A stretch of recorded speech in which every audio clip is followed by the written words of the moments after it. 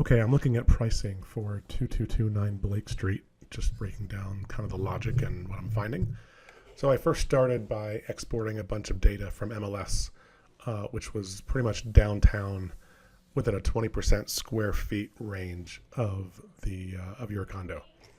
And I start by ruling out the ones that are not a good fit.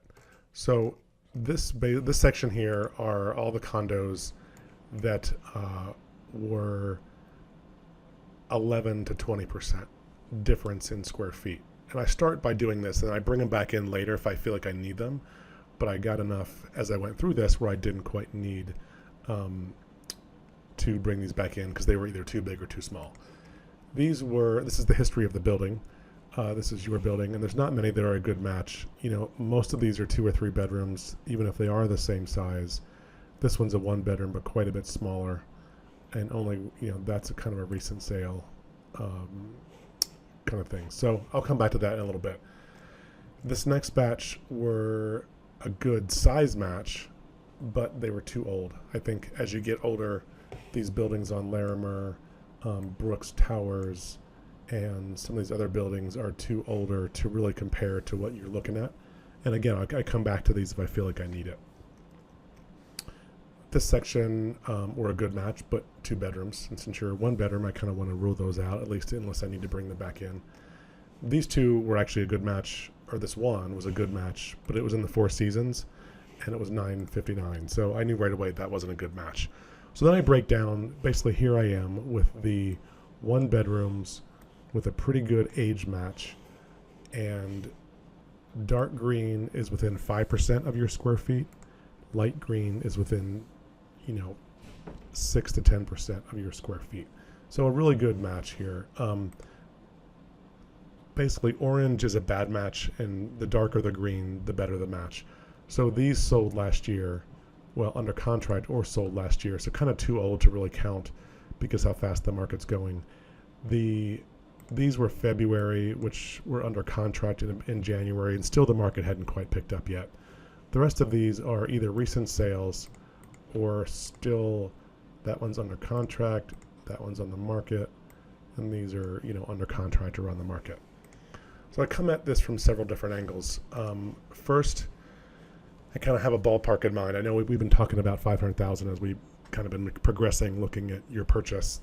So I took your purchase price and appreciated it. I compounded the appreciation at 6% and 7% to see where I was getting as kind of a starting point, and it kind of ended up where we were thinking. So looking at this at 6%, we end up at 494 as a sale price. 7%, we look at 508.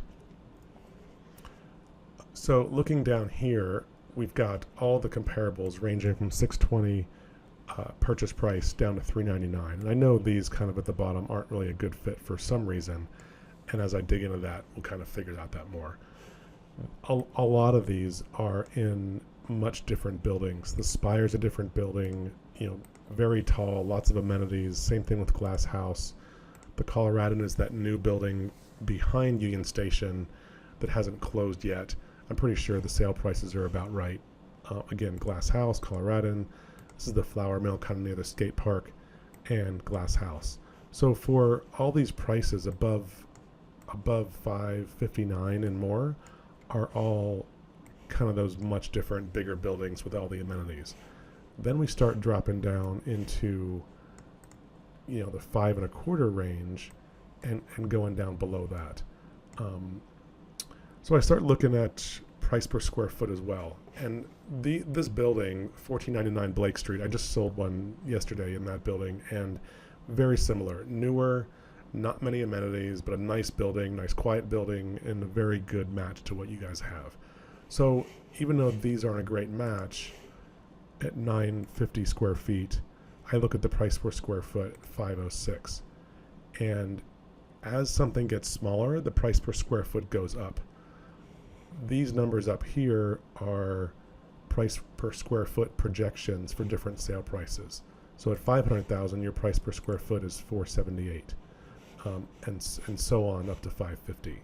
And I use this as I'm comparing these numbers and see where it projects out for price. But if you look at this one, the price per square foot was 506. that's projecting us at 530. But it's smaller, so I'd need to adjust down on the price per square foot. So it would be, somewhere in this range. The next one is still smaller, recent sale at $466 a square foot on the second floor. So it seems like that adjustment is being made in the purchase price from $506 a square foot to $466 a square foot, and that puts us even below this 500 number. The last one is a very similar size to you, is actually bigger, sold in February at $356 a square foot on the third floor. So something was wrong with this one. I'm not sure why, but I can kind of rule this out. That's pretty low for downtown and in a good building. So it must be a weird floor plan, or it's probably not even a one bedroom. It's probably a loft with 0 bedrooms. So, and I was kind of stuck. Like, I'm seeing this big variance on price, and I'm not really getting that honed in on, a purchase price yet. This is kind of getting me there. This is kind of close to where I'm thinking the averaging these two out. So I did something I haven't done before. I went for each of these sales and looked at the previous sale price before this one. So this one sold for $620, and the last one was $434,500. And anything that sold between 2006 and 2012, I didn't count those years. Nothing was happening. Things were worse. 2012 is kind of when things started picking back up again. So a lot of these 6s are sale dates that were in that range where I wasn't counting it. So if you take the difference here, divide it by, and look at the appreciation over time. I didn't compound this one. It's simple. It's simple math, simple interest. I take this is a 43% difference. Divided by 6, I'm at 7%. And I did that for all of these to kind of get a general sense beyond statistics and averages what the actual appreciation numbers were, to go through a lot of these. And there's some outliers in here. So let's take the 3 out, the 0.9 out, even the high ones. And our average appreciation is 6.5. So it really gets us back to where we started, looking at 6 and 7% appreciation. We're coming down right at about 500,000. Looking at also days on market, none of these were selling there's 1, 2, 3, 4, 5 that sold in the first week. The rest of them are multiple weeks or even longer, depending on what's happening here. So I don't see bidding wars happening. I want to price it right. I feel like pricing it at 500,000 gets anyone who's searching up to 500,000. Like, if someone's searching from 4 to 500,000, they're seeing your place. And also from 500 to 600, they're seeing your place. Different perspective, because you're the best place at the highest price, or probably the worst place at the lowest price in those different ranges, but you're still getting both sides of it.